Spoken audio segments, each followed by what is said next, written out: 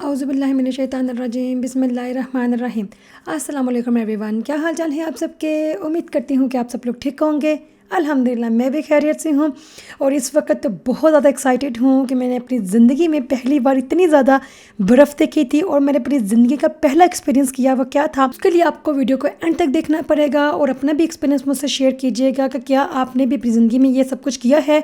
लेकिन हमने सुबह के 2 बजे जाके, रात के 2 बजे होते हैं, उस पर उठ के तो ये स्नोमैन बनाया था। क्या रीज़न था, क्या वजह थी कि हमें रात को उठ के जाना पड़ा, और इसके लिए आपको वीडियो को एंड तक देखना पड़ेगा। और अगर अच्छी लगेगी तो वीडियो को सब्सक्राइब भी कर दीजिएगा। यहाँ से मैं अपनी वीडियो शुरू करती हूँ। फिर से आपको बताती चलती हूँ, जिसने मुझे अभी ज्वाइन किया है, कि मैं माशाल्लाह से फ्रांस में रहती हूँ। तो मैंने पहले भी ये शेयर कर चुकी हूँ ये बात कि यहाँ का मौसम बहुत ज़्यादा अनप्रेडिक्टेबल है।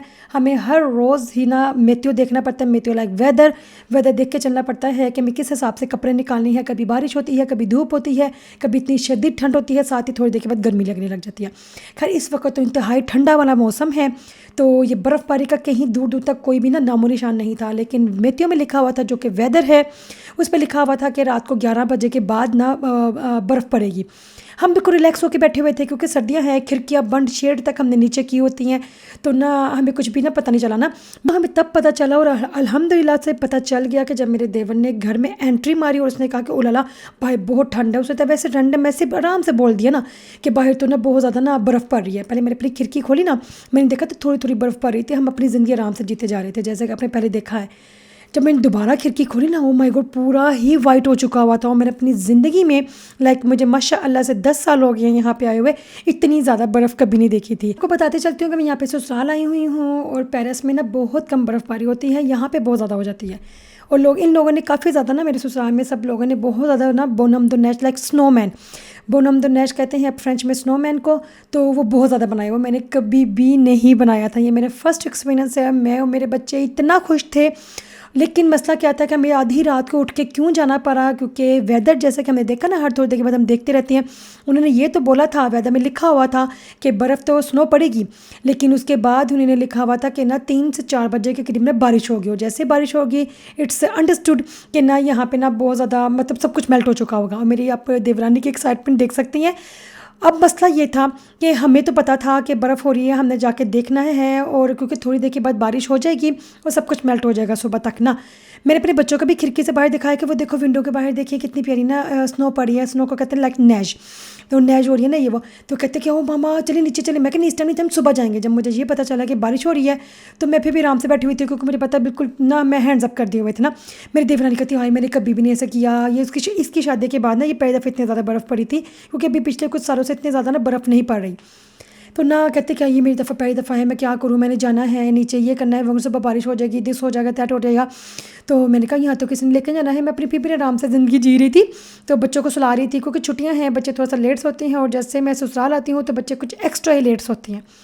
हम ना आराम से बैठे हुए थे, तो कहते नहीं, उसने अपने हस्बैंड को कहा, कहते कि नहीं, जब मेरे वाले जो हस्बैंड है, मेरे माशाल्लाह से हस्बैंड बड़े वाले हैं, कहते कि बड़े वाला जाएगा ना है ना, तो फिर मैं भी चले जाऊँगा।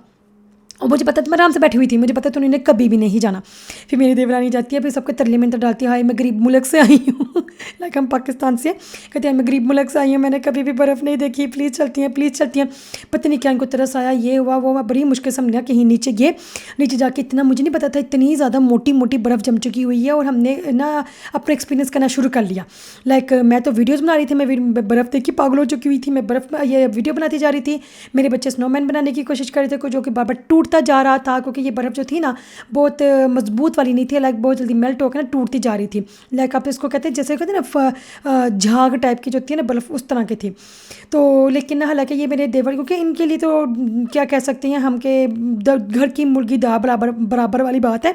कहते हैं हमारे यहाँ पे कितनी बढ़ती है ना, कि हमने कभी जब ज़िंदगी में स्नोमैन नहीं बनाया।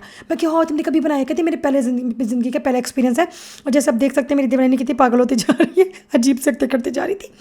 तो ना फिर हम नहीं कहते कि मैं पहली दफ़ा बना रहा हूँ, लेकिन उसने इतना परफेक्ट बनाया, पहली दफ़ा के हिसाब से बहुत परफेक्ट बना था। और ये देखिए बार बार टूटता जा रहा था, और मुझे ये था कि इतने बड़े बड़े बॉल बना के जब इसके ऊपर रख रहे हैं ना, एक दूसरे के ऊपर रख रहे हैं, मुझे पक्का पता क्या है हुंड गया थे हुंड गया। और 2 बार हमारे बॉल जो थे वो टूट भी गए थे। लेकिन ना अब आधी रात थी, ऊपर जाके ना शुक्र अल्हम्दुलिल्लाह फ्रिज में एक गाजर पड़ी हुई थी। लेकिन इतनी रात को, क्योंकि सुबह के ना तकरीबन 1:30 से 2 या 2:30 बज चुके हुए थे, और कुछ लोग उठे हुए थे क्योंकि छुट्टियां थी, वो हमें खिड़कियों से देख भी रहे थे और कितने लोग गुजर भी रहे थे। तो ना वो सब लोग बहुत एक्साइटेड थे क्योंकि वैसे भी यहाँ पे ना क्योंकि यहाँ से एक औरत देख रही थी, इधर बहुत ज़्यादा ना दूसरों के ना जगह हमसायों के हकूक़ का, तो ना दूसरों का बहुत ज़्यादा केयर ना करनी पड़ती है कि शोर ना हो। बट हम आराम से, क्योंकि लिफ्ट की भी आवाज़ आती है ना रात को जब बहुत ज़्यादा खामोशी हो जाती है, तो भी हमने कोई भी ऊपर जाके ना कैरेट नहीं लेकर आया कि लाइक बहुत ज़्यादा शोर हो जाएगा, लोग सो रहे हैं तो बहुत डिस्टर्बेंस हो जाएगी ना। फिर हमने इसी तरह से तिनके शुनके हमने ढूंढ ढांड के इसको पूरा कंप्लीट करने की कोशिश कर रहे थे अपनी तरफ से। तो लेकिन ना अल्हम्दुलिल्लाह से मुश्किल था। और मैं इतनी बर्फ़ में, जो भी आपने देखा होगा, हर जगह ना दिल दिल पाकिस्तान लिखने की कोशिश कर रही थी, लेकिन दिल दिल पाकिस्तान कहीं भी नहीं लिखा गया क्योंकि इतनी मोटी मोटी बर्फ़ थी, वो इतना बीची मेरी उंगली जाती जा रही थी, घुपती जा रही थी, तो ना ऐसा कुछ भी नहीं हो पाया ना। फिर मैंने हार मान के एन लिखने की कोशिश की और मुझसे एन भी नहीं सही तरह से लिखा गया। ओके जी, तो ये आहिस्ता आहिस्ता ना ये ना स्नोमैन ना बनने के मराहिल में पहुंच रहा था, लाइक कंप्लीट हो रहा था और कभी टूटता जा रहा था कभी, लेकिन फिर भी अच्छी वाली शेप नहीं आ रही थी। और हर कोई अपनी अपनी ना बिल्कुल ना 100% देने की कोशिश कर रहा था कि किसी तरह से अच्छी वाली शेप आ जाए। ये देखिए इसके पिद्दे से पाँव भी बनाए हुए हैं कि ना ये अच्छी था। इसके बटन भी बनाने की कोशिश करते, लेकिन मेरे को एक काले रंग की चीज़ नहीं मिल रही थी, जो थोड़ी बहुत मिल रही थी वो इसके ऊपर ना चिपक नहीं रही थी। लाइक आगे आपको देखिएगा, जैसे इसकी आंख बनाने की कोशिश की थी, बड़ी मुश्किल से आंखें बनी थी, बहुत कोजा बना था। आई नो बहुत कोजा था स्नोमैन, लेकिन यकीन करें इसको बनाने का एक्सपीरियंस बहुत प्यारा था। जैसे मैं वीडियो बना रही थी मुझे इतनी अच्छी फीलिंग आ रही थी, मैं क्या, ओ माय गॉड कितनी मज़े का टाइम था, क्योंकि हमारे पास बहुत ज़्यादा चांस ये था कि आधी रात का टाइम था और कोई भी बंदा बशर नहीं था। हम अपनी मस्तियाँ करते जा रहे थे, जैसे मर्जी बात कर रहे थे, जो कुछ मर्जी करते जा रहे थे। और ना कोई भी दूसरा तीसरा बच्चा होता ना, लाइक ज़्यादा जहाँ पे अच्छी वाली क्लीन वाली और नीट वाली जो बर्फ़ होती है उसको लेने की कोशिश करती हैं, तो हमारी पूरी की पूरी बर्फ़ पे बस हमारा ही हक था। लाइक हम यहाँ पे राजकुमार बने हुए थे कि बस ये हमारी या कोई दूसरा मल मारने नहीं आ रहा। ओके जी, मेरा देवर गया हुआ था ना तिनके ढूंढने के लिए, उसने बाजू तो बना दिए। ये देखिए ये ना एक पत्ता पकड़ के उसकी आंख बनाने की कोशिश कर रहा था, वो आंख तो बना रहा था और मैं कहती याला हून डिग गया तो हून डिग गया, लेकिन शुक्र है कि बच गया, गिरा नहीं। लेकिन फिर भी उसने ना आंख शांख बनाने की कोशिश कर, टेरी मेरी करके। मैं ये क्या करते जा रही हो, लेकिन मन गया।